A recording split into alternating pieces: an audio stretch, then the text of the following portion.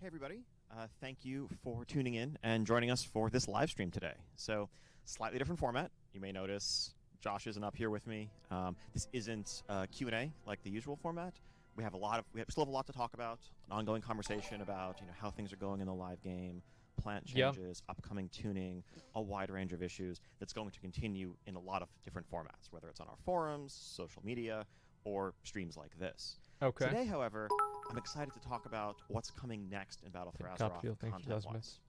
So far, we've had Horde and Alliance that kicked off this expansion just over a month ago with massive battles, massive war. And Alliance really suffered a number of heavy losses. Not massive, because if you bring more than 40 people into the zone, it will crash. Losses throughout that process. Of course, the tree at Teldrassil was burned down. They thought they had the upper hand at the Battle for Lordaeron, the Undercity, but defeat was snatched from the jaws of victory. Yes. As the Horde left the city in ruins behind them. And recently, the Horde's been making incursions into Arathi Highlands and so forth. Now, it's time, however, for the Alliance to strike back. And boy. We had this initial war that broke out, and since then, we've moved on to Kul Tiras, to Zandalar, in search of new allies. And a lot of what we've been doing recently is, working with Jaina, working with Talanji, working with the new friends that we've made, the folks that we've met. Ooh, feminism. And for some, that larger conflict in the Horde and Alliance, unless you play in war mode, may feel a bit more removed, a bit more distant, because we've been solving the problems with Blood Trolls and Sethrak and the Drust and the minions of Queen Ashara and so forth. Yeah. But that's all about to change. So I'm excited to announce the first major content update for Battle for Azeroth, Tides of Vengeance. And I want to talk about what exactly this is going to entail, what you can expect. So first off, we have a lot of just core quest-driven, story-driven content in our outdoor world and elsewhere. Damn. The war campaign will, of course, continue. We're going to have additional chapters that continue to tell the story of the Alliance build-up, the Horde build-up, as, having laid their initial plans, they now make more heavy inroads into enemy territory. Sorry, I've got to pause this. Does Saurfang have earrings on his tooth? Are we at that point now in WoW where we've run out of fucking real estate and he's got to put earrings on his goddamn tooth? Man, I've got a lot in common with this guy. Territory and really look to undermine the opposition. We also have incursions, which are a new feature that are reminiscent to some extent of Legion assaults that we had back in patch 7.2 during Legion, where instead of the demons raining from the sky, there are going to be situations where an Alliance landing force has arrived in Tiragard Sound, and they have carved out an area of control. They have ships with forces pouring in. This will turn off world quests or spawns on the area and enable a new set of content with a wrapper that can be completed once you've done enough of it, very similar to how the Legion assaults were structured. Also, this will be available. These world quests will be available for any leveling alts that have already unlocked world quests, again, as a way to sort of boost your leveling, vary the experience from the zones you may have already played through. So invasions. We also are going to have a number of new world quests just added to the rotation throughout the world. Additional variety, additional depth to that existing system that Battle for Azeroth launched with. Wow. Also excited to continue some existing storylines and introduce brand new ones. In Battle for Azeroth, we delved into Jaina's backstory and what it meant for her to return to her homeland after this period of effective exile. We saw a little bit about what might have happened to the Spirit of Vol'jin. I know there's a lot of people's paychecks riding on this, and there's the audio problem. I think I might have a solution to it. Let me know if this is going to fix it.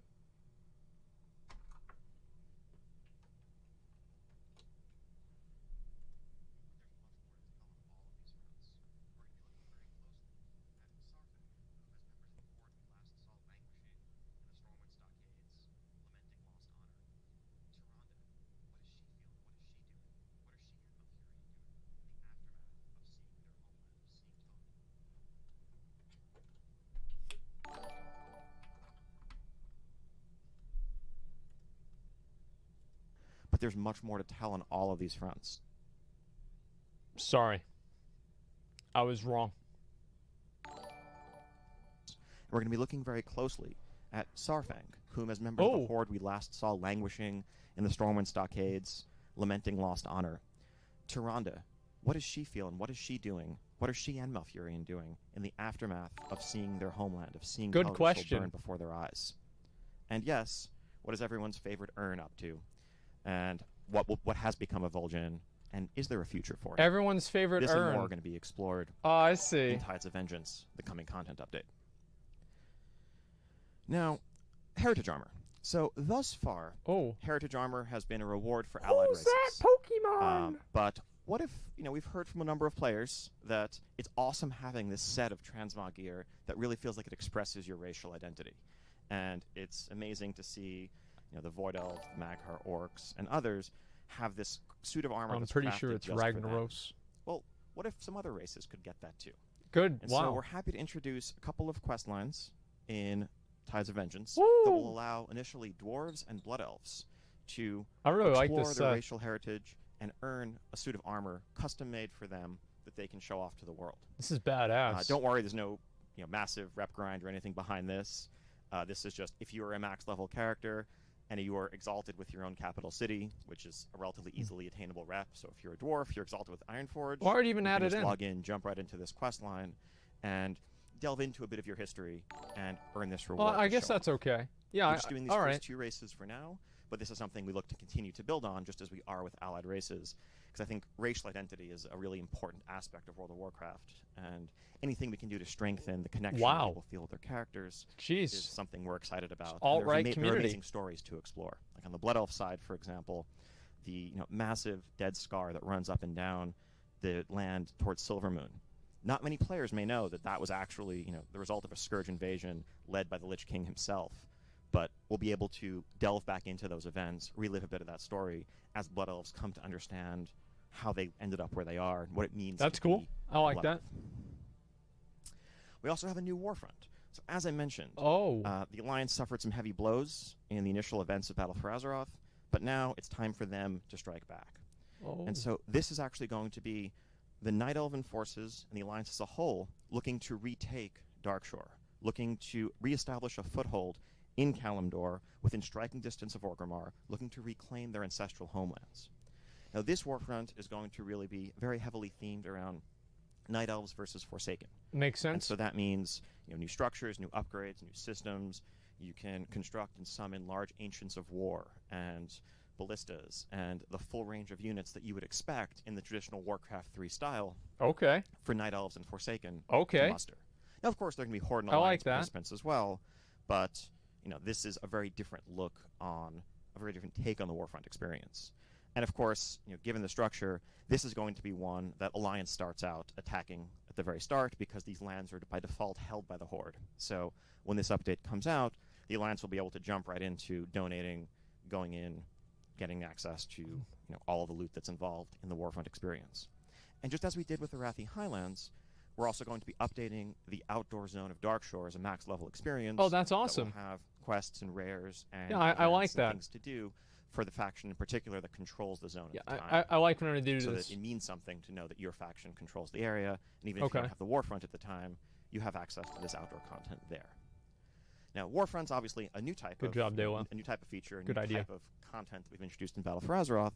We're of course continuing to expand as well upon islands. We're going to have 2 new islands coming in Battle for Azeroth in Tides of Vengeance.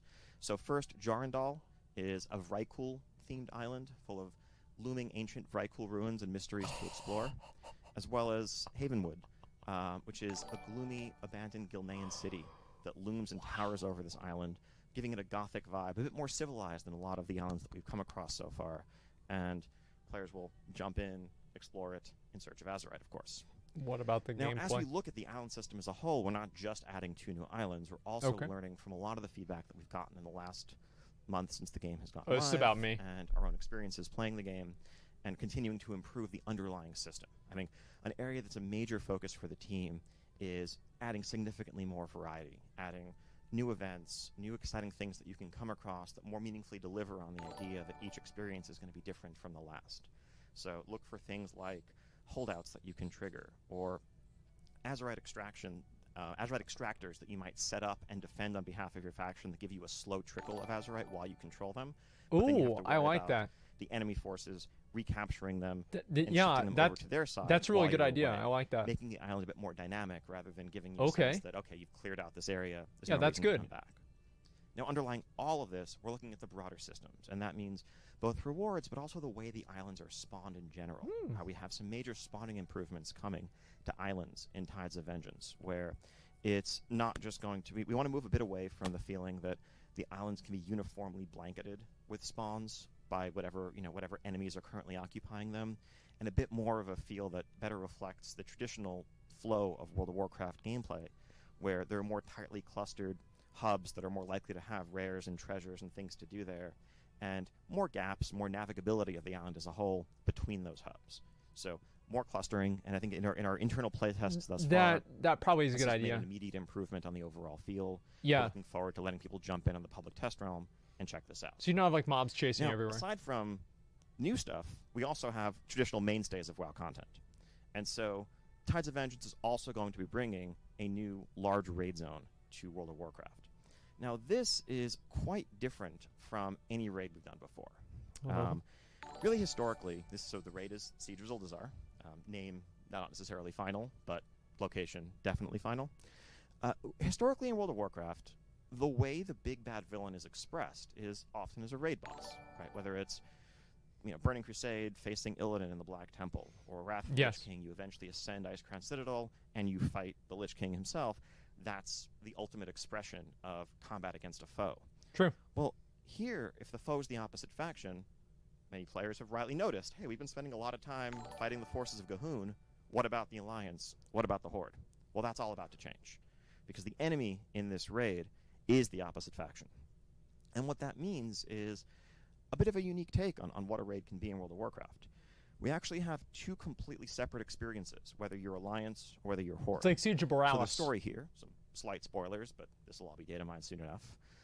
So one of the big things that the Alliance war campaign, the war effort, is building towards is this strike, a first strike, a preemptive attack on the Zandalari fleet, on the city of Zuldazar, to cripple the new Horde Alliance and make sure that the Alliance maintains the upper hand. And so all of the events are leading to this. And so you, as an Alliance player, will join Jaina, join the Alliance forces, land in the harbor at Zuldazar, fight your way through the city, up into the pyramid, including a new inside of the pyramid that we haven't seen before, eventually ascending to the top to confront King Rastakhan.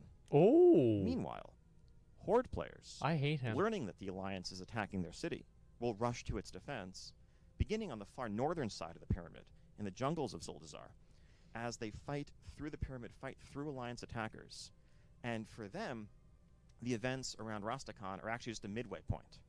And the rest of the Horde raid is them actually fighting back down towards the harbor, through Alliance forces, fighting different bosses, the remains of the Alliance attack, and eventually culminating in a battle against Alliance commanders, including Jaina herself, on the high seas. So two separate 6-boss experiences. Jaina better not die. Now, after that, we also want to give players a chance to see the other side of the story.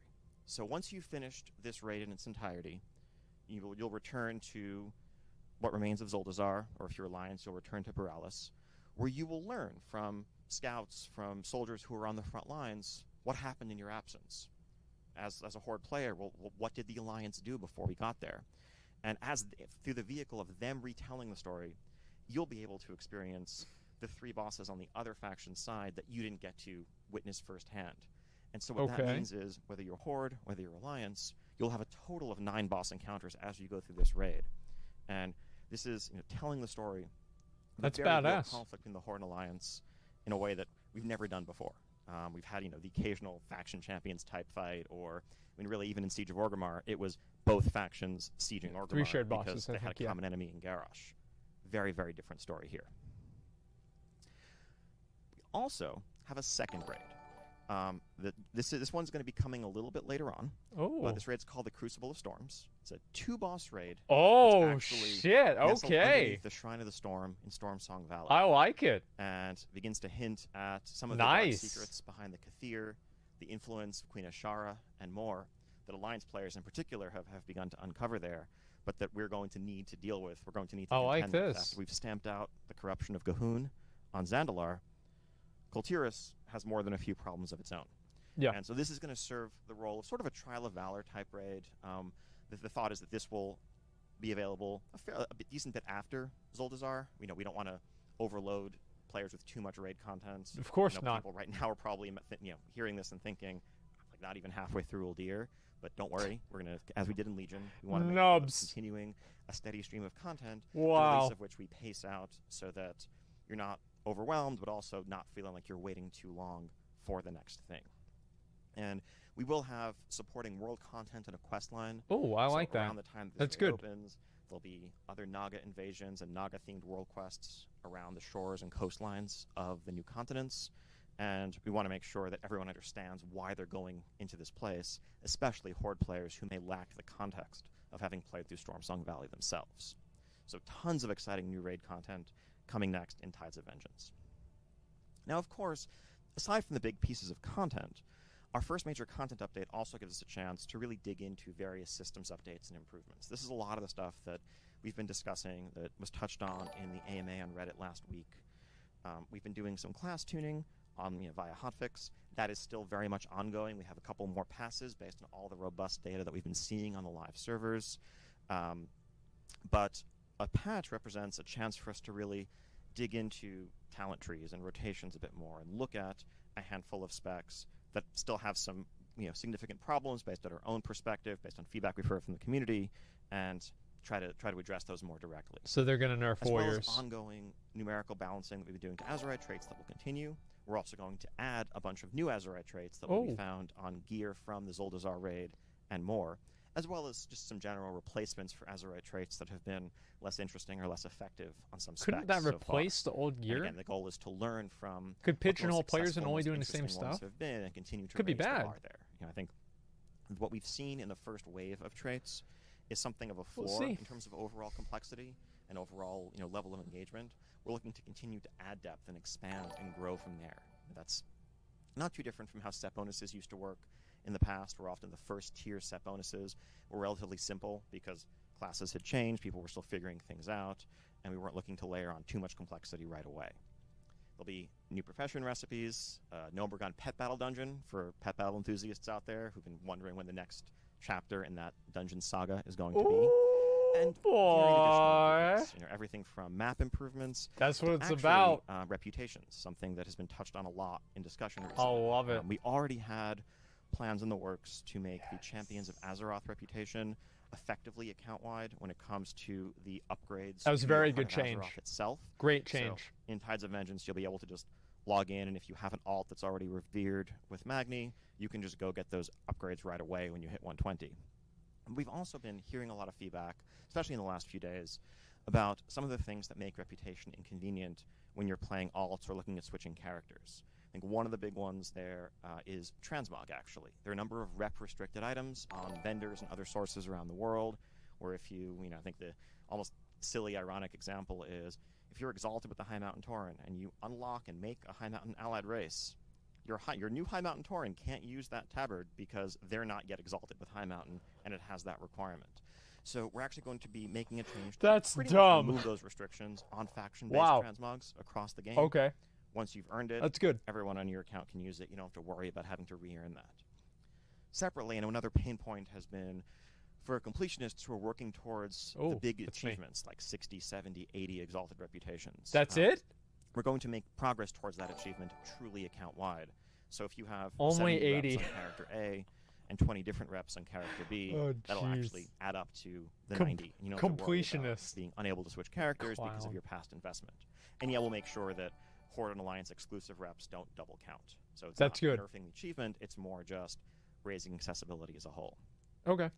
One thing I just wanted to address, that is good. Thought of this while talking. I know the number of people who are wondering where Kultiran and Zandalari are.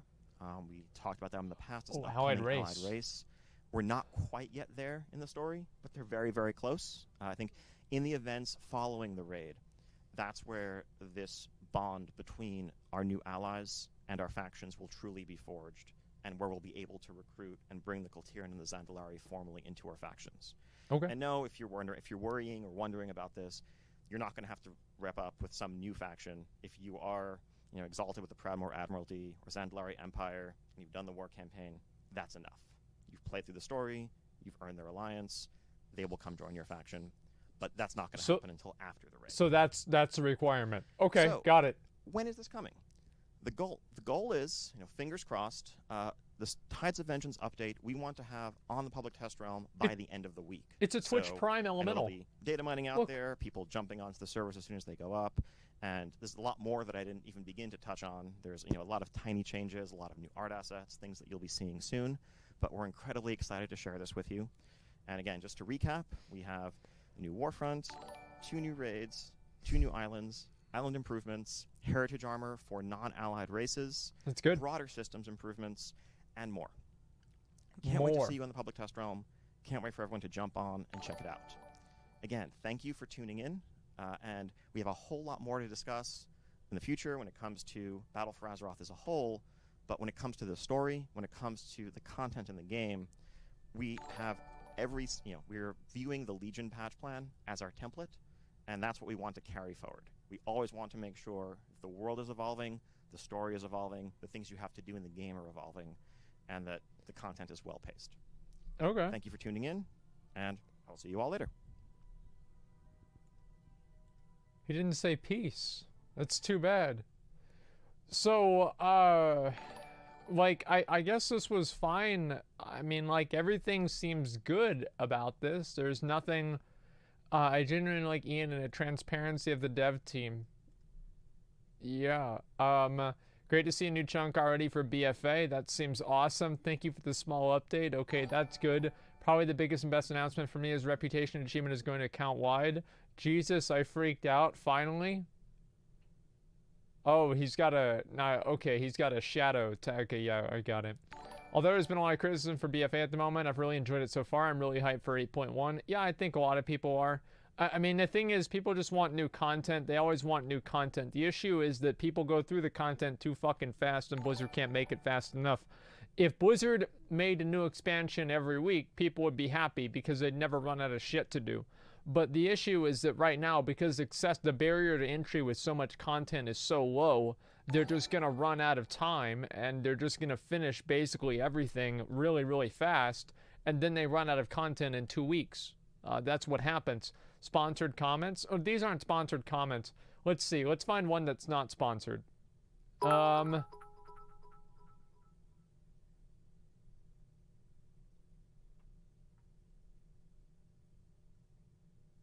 Damage control time. Okay, here we go. It's too late, sadly. Yeah, there we go. There's somebody who's pissed off. Where's another one? There's got to be somebody else who's mad. Please fix Prot Warriors. I'm going to give this guy a thumbs up. Let's see. Hype is real. Oh, yeah. I mean, obviously, it could be better, but I'm happy with what they're saying. I really like that they're already adding 2 more raids. I think that's awesome. And I'd like to see more raids added into the game in general. I think raiding is really important. But that's about it.